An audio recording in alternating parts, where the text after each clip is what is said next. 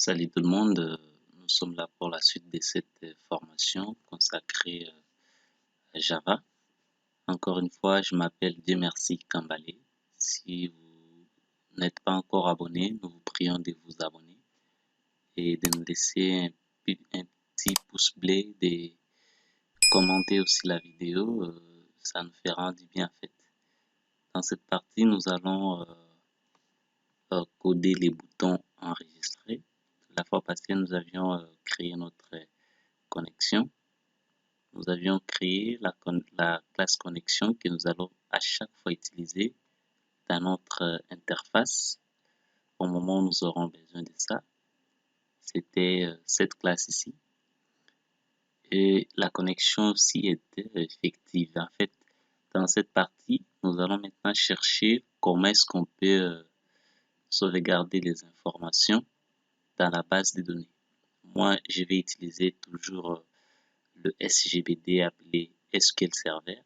Et dans la partie précédente, nous avions montré aussi pour ceux qui vont utiliser MySQL, comment est-ce qu'ils vont réagir. Ils vont utiliser leur SGBD facilement. Voilà, nous avions créé la fois passée une base de données appelée formation Java, qui est là. Dans cette base de données, il y a une table appelée post au pluriel. Et dans cette table, il y a aussi 4 colonnes. Il y a 4 colonnes, les ID qui sera automatique. Et il y a le name, il y a catégorie et prix. Voilà. Maintenant, nous voulons partir coder. Nous voulons partir coder cette interface. L'interface ici, je peux vous montrer rapidement. Voilà, je peux vous montrer le vue. Vous voyez, c'est comme ça. C'est ça la vie en fait, la partie générale de cette interface. L'objectif dans cette formation est que si nous renseignons les informations dans des champs et qu'on clique sur Add ici et que les informations quittent cette interface pour aller se sauvegarder dans notre table ici. Voilà. Cela étant, tout le monde a compris et nous passons maintenant à l'action pour coder cette interface. Voilà, je suis là. Je dois d'abord en tout prix renommer mes champs. Parce qu'ici, on n'avait pas renommé les champs. Pour renommer les champs, c'est clic droit sur un champ. Vous faites change variable name. Ça, je vais appeler ça txt name. Et je sauvegarde. Catégorie, je vais appeler ça txt catégorie. Et prix, je vais appeler ça txt price. Txt price. Je sauvegarde. Maintenant, si on clique sur Add et que ça ajoute ces informations ici dans notre base de données, qu'est-ce que je vais faire? Je vais sélectionner l'objet, le bouton Add. Je fais clic droit de la souris.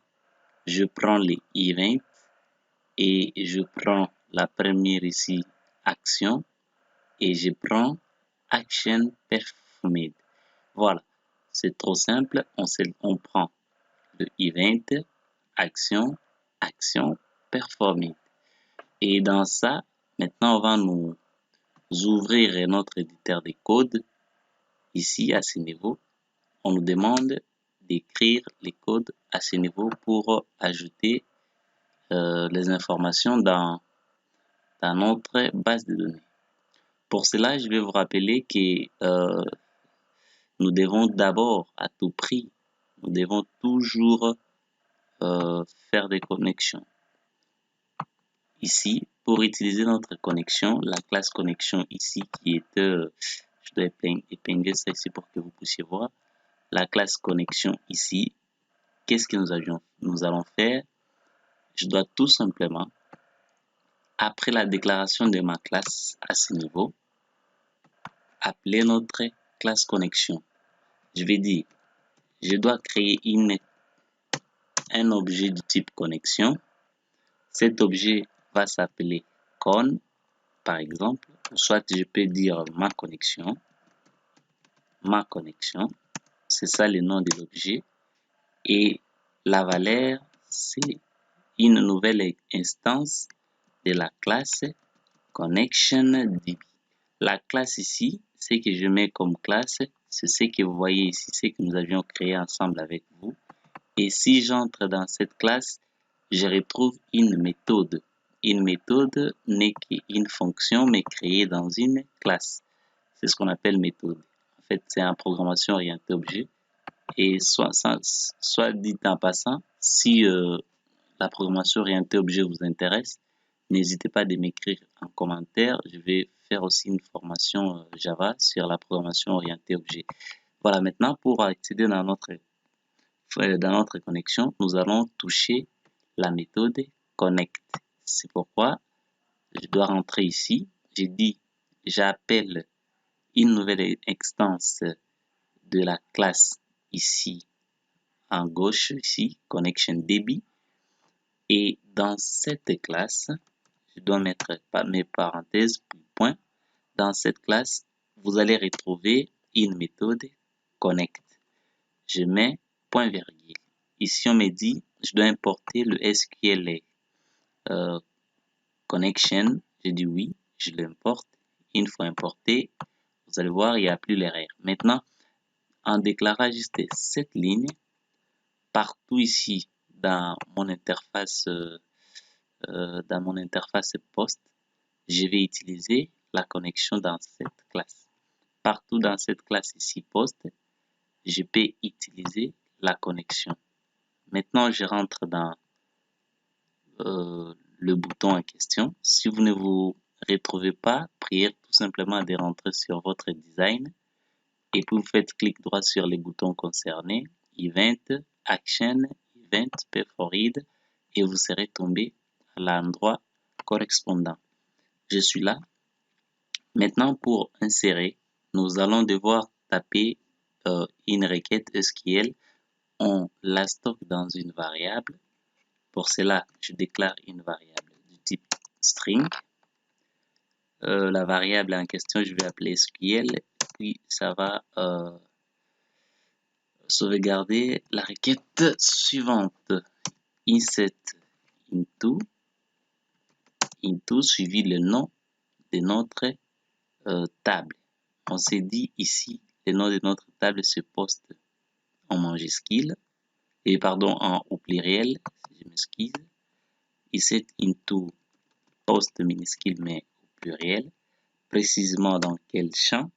J'ai dit il y a name, il y a catégorie, puis virgule, il y a quoi? Il y a price. Je ferme la parenthèse, puis je dis values. Values ici, ce sont des paramètres qui déterminent le valeur de champ que nous allons mettre à ce niveau. Comme nous ne pouvons pas passer directement des valeurs, on doit mettre des points d'interrogation qui vont désigner des paramètres qui seront remplis après. Voilà, je dois réduire ça pour que vous puissiez voir clairement. Je déclare cette requête, la requête d'insertion dans notre table poste. On insère quoi au juste? On insère le nom, la catégorie, le price. La valeur va provenir dans des paramètres suivants. Et ces paramètres sont là. Il y a 3 paramètres correspondant aux 3 champs cités. Après cela, je dois maintenant créer un objet. L'objet qui permet de faire l'interaction de Java et le SGBD, ça s'appelle l'objet Prepared Statement. Voilà, je prépare l'objet, je crée l'objet Prepared Statement. Voilà, c'est ça l'objet en question. Puis je vais appeler paste. Vous Vous pouvez appeler comme vous voulez, rien n'empêche. Vous pouvez appeler comme vous voulez. Après cela, je dois maintenant mettre les instructions qui suivent dans la petite fonction ici, la petite instruction appelée try catch qui est toujours essentielle quand on code pour nous afficher les exceptions quand il y en aura. Dans catch ici, je dois m'intéresser directement d'abord avec les catch. Je vais dire dans les cas contraires, tu dois m'afficher une erreur, le message d'erreur. Tu vas m'afficher le show message dialog et ce nil à ce niveau. Vous pouvez mettre nil tout soit 10 comme ça ne fait rien, mais la valeur ça doit être à ce niveau. Dites erreur d'insertion. Erreur d'insertion. Puis je concatène avec le et. Le et ici, c'est une variable qui va stocker l'exception en question. Ici, vu que nous utilisons le SQL comme étant les transits, nous allons définir le SQL exception qui n'est pas encore importé dans cette interface. Pour l'utiliser, on doit tout simplement l'importer. Voilà. Et ça sera importé. On importe. Oups, qu'est-ce qui ne va pas? On doit. Wow. On doit importer le SQL exception. Je vais regarder si c'était importé. Voilà, c'est importé à ce niveau. Et on stocke la variable, l'exception dans la variable et. Puis, on met les instructions dans try. Dans try maintenant, c'est dans les cas où ça passe très bien. Ici, c'est dans les cas où les instructions que nous allons mettre à ce niveau ne sont pas correctes. Ça nous affiche l'erreur correspondante. Mais si c'est correct, ça fonctionne. Je dois faire quoi? Je dois tout simplement dire notre objet prepared statement va recevoir en premier lieu la valeur de ma connexion. Ma connexion point prepare statement. Et le prepare statement va recevoir la valeur de la connexion. De la requête, je m'excuse. La requête, on la passe à ce niveau. Et à ce niveau, déjà notre objet prepare statement a maintenant la possibilité de recevoir le paramètre, puis de le transiter dans notre base de données. Qu'est-ce qu'on va faire? On va dire le prepared statement que nous avions appelé PST va tout simplement citer les informations dans notre base de données. Mais sans chaque 1. Donc, le premier paramètre, le 1 ici représente le premier paramètre ici, qui représente sur notre interface le TST name. Je ne sais pas si vous vous rappelez. Get text. Je vais m'expliquer. J'ai dit ceci. Le prepared statement va citer une chaîne de caractères. Mais cette chaîne de caractères représente les paramètres 1 au niveau de notre requête qui est ici, en l'occurrence les names. Et comme sur les names, sur notre interface, les names c'est txt_name que nous avions appelé txt_name, c'est ça, à ce niveau. Puis, on dit quoi? On récupère le texte de txt_name, puis on passe ça au niveau de paramètres à ce niveau. Voilà, et ça sera de même avec d'autres paramètres. Le setString, c'est deuxième valeur, donc deuxième paramètre. Et à ce niveau, ce txt catégorie, si je ne m'abuse pas, point get text. Voilà. Et le troisième, c'est pst.setString. Voilà. Et troisième élément de notre paramètre. Cette fois-ci, maintenant, on va passer le txt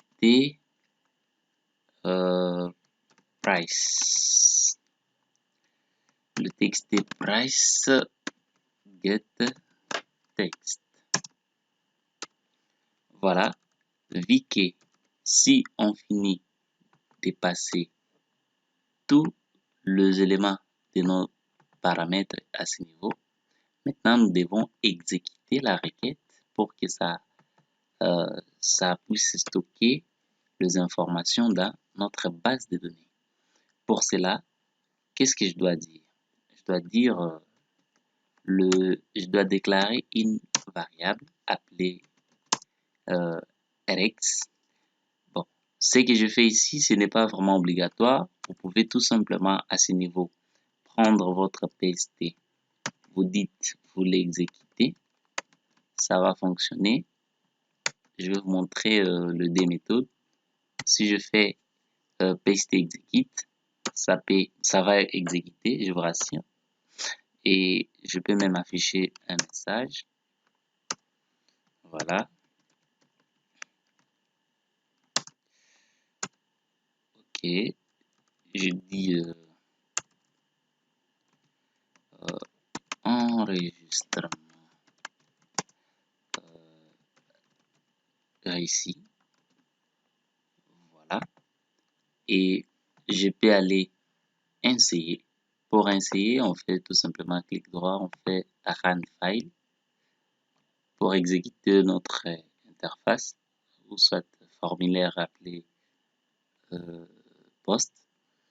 On doit patienter, ça va mouliner un peu vu que c'est la première fois parce que ça va charger des pilotes. Vous voyez ici, ça charge des pilotes. Après, ça va essayer de nous connecter. Une fois connecté, maintenant, notre interface sera là. Si je dis ici, c'est PHP, donc je dis programmation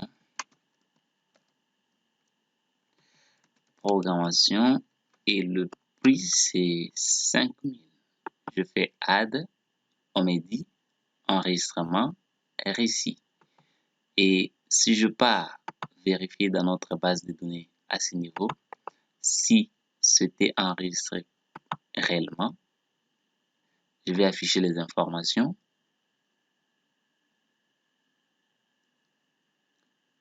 On va voir. Vu que j'ai sélectionné les informations et on voit, on dit, il y a le premier enregistrement qui prend directement les ID automatiques et le nom c'est PHP, puis catégorie c'est appelé programmation et ici c'est 500 comme le prix. Maintenant, si je change, c'est ça notre interface, je peux dire même Java comme deuxième information, ça c'est 250. Si je fais add, on me dit enregistrement réussi, puis je vais actualiser notre requête. On va voir, on a deuxième information appelée Java programmation et donc notre code marche correctement. Mais la deuxième méthode que je voulais vous montrer ici, c'était tout simplement, je vais fermer d'abord ça. Voilà. Je voulais tout simplement vous montrer autre technique pour être sûr de ce que pour être sûr si réellement le code ici a bel et bien fonctionné. Souvent, les autres programmeurs Java font ceci, déclarent une variable qu'ils appellent res et ça stocke l'état du prepared statement en exécution, donc l'état de la requête qui va effectuer notre objet PST. Donc, ça sera en booléen si c'est true, donc c'est 1, ou si c'est false, donc c'est 0.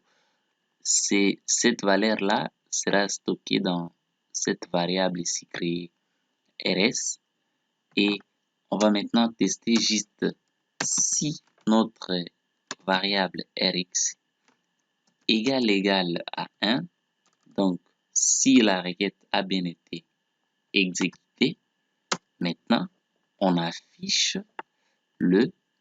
l'information ici. On affiche que c'était enregistré avec succès, mais dans les cas contraires, on doit maintenant déterminer qu'il y a échec d'enregistrement. Par exemple, on peut dire échec d'enregistrement dans la BD. Dans la BD. Je peux supprimer ça et j'enregistre. J'ai pas exécuté.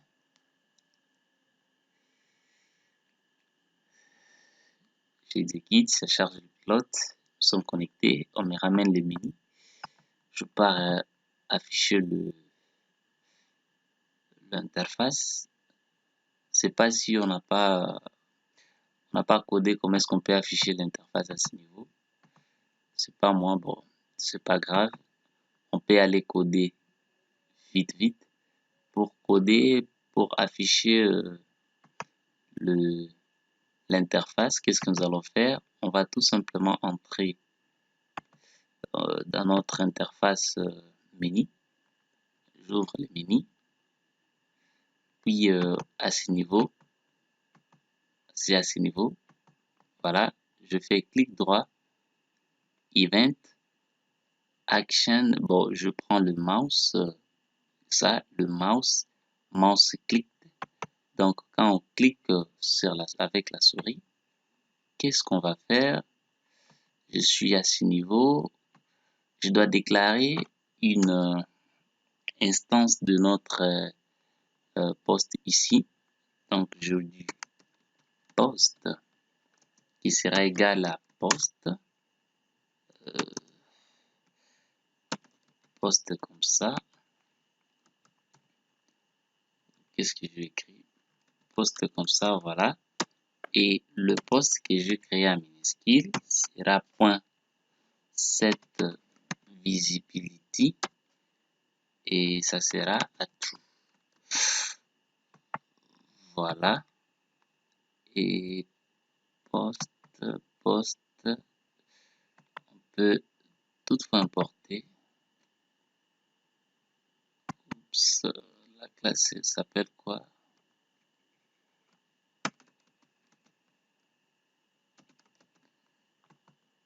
Voilà.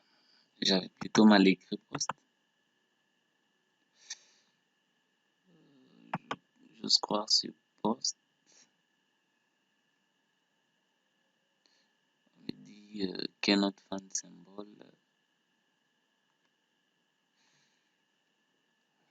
Waouh. Voilà, j'ai oublié les new. Je devrais dire plutôt new parce que je suis en train de déclarer une nouvelle instance de notre objet poste, de notre formulaire poste. Voilà, c'est presque tout. Et quand on exécute comme ça, vous allez voir, dès que j'exécute, voilà, j'exécute et que j'ai fait add, on doit normalement m'afficher notre interface. Qu'est-ce qui ne va pas? J'ai peut-être mal écrit ou soit j'ai tapé les codes à la place qui ne correspond pas.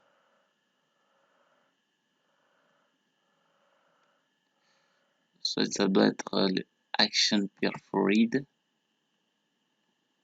Quand on doit, je copie juste le code. Je vais voir qu'est-ce que ça donne.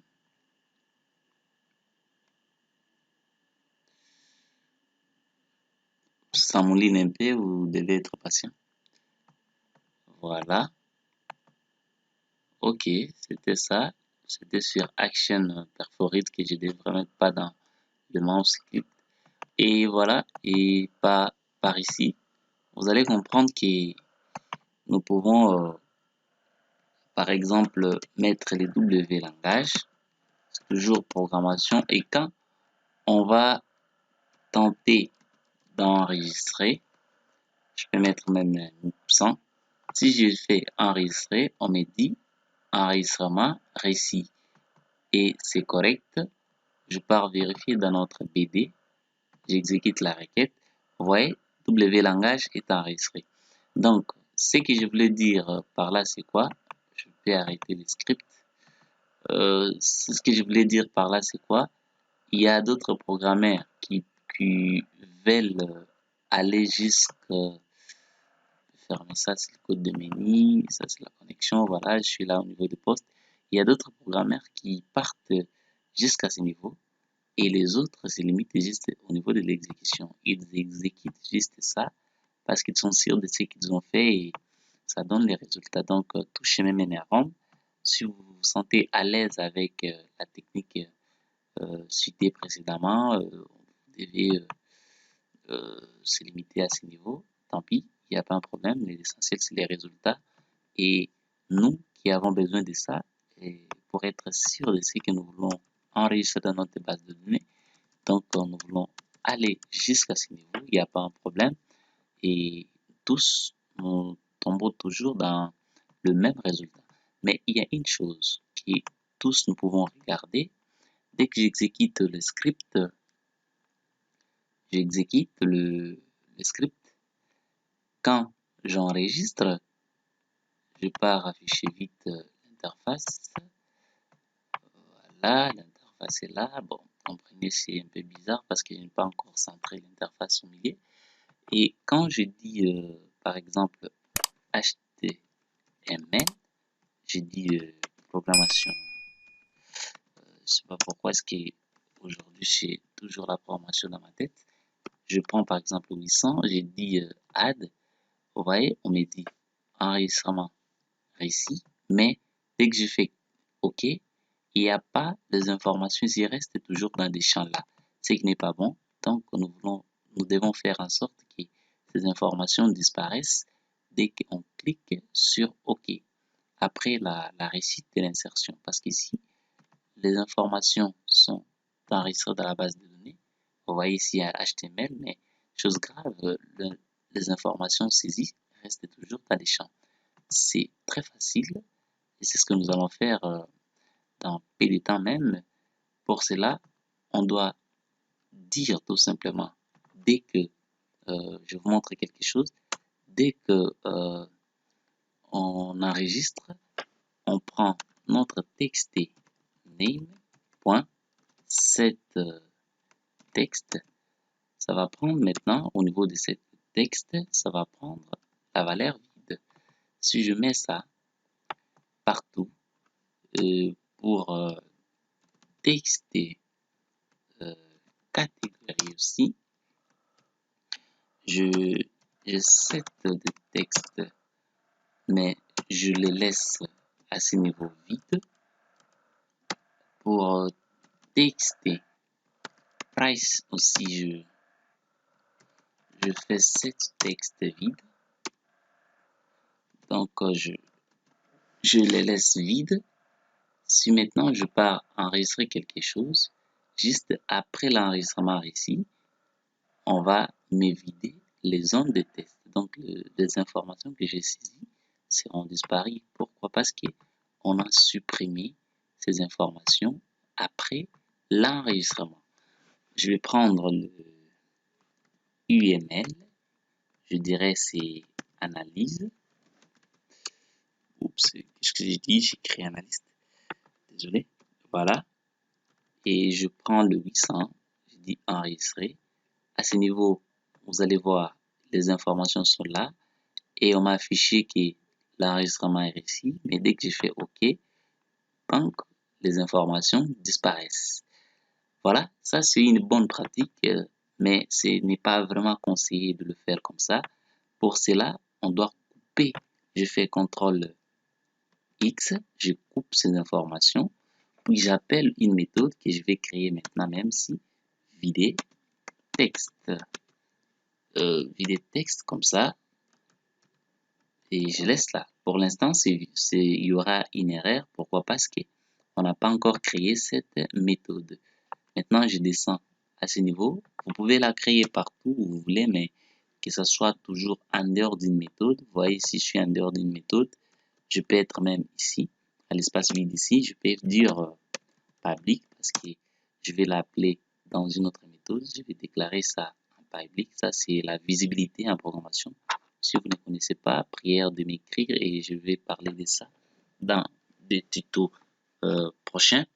Je dis public void parce que ça ne retourne absolument rien. Et public void vider texte. C'est la méthode en question. Puis je colle ce que je fais précédemment, ce que je utilisais précédemment pour vider les histoires. Parce que si je laissais la chose comme ça, voilà, vous allez voir, vu que j'ai créé cette méthode, ici, il n'y aura plus d'erreur. Parce qu'on aurait déjà détecté cette méthode que ça existe dans notre projet et précisément dans notre classe post. Maintenant, si j'avais laissé ces informations ici à ce niveau, je devrais être obligé de le répéter à chaque fois, même pour modifier, même pour supprimer. Ce qui n'est pas bon si j'ai une table qui contient 50 000 colonnes, je serai obligé d'énumérer 50 000 colonnes à chaque fois. Aussi longtemps que si je les regroupe une fois seulement dans une méthode comme ça, comme on vient de la créer, et directement, je peux appeler tout simplement par une ligne de code, j'exécute tout ceci. C'est la bonne pratique. Donc, après l'enregistrement, après la modification, après la suppression, je peux que dire vider texte et on appelle ça, puis on vide le texte. Si j'exécute le script, vous allez voir que ça donne toujours, ça va donner toujours le même résultat. Pourquoi? Parce que on a tout simplement le regroupé dans une méthode. Je dis Mérise comme ça, je dis c'est analyse et je peux mettre 5000, je fais enregistrer, enregistrement ici, on me vide les textes, on part vérifier, on part vérifier si c'est enregistré dans notre base de données. Effectivement, il y a Mérise qui est enregistré dans notre base de données. Voilà, maintenant là, nous avions enregistré et vous aviez vu. Donc, c'est comme ça que nous pouvons tout simplement enregistrer les informations dans notre base de données avec l'application Java. Nous avions codé facilement le bouton ajouter avec Java. Vous aviez vu pardon, que c'était très facile et très magnifique même. C'est d'ailleurs très euh, facile à apprendre et ça sera toujours comme ça aussi pour modifier et supprimer. Vous allez voir avec moi que ça sera très facile.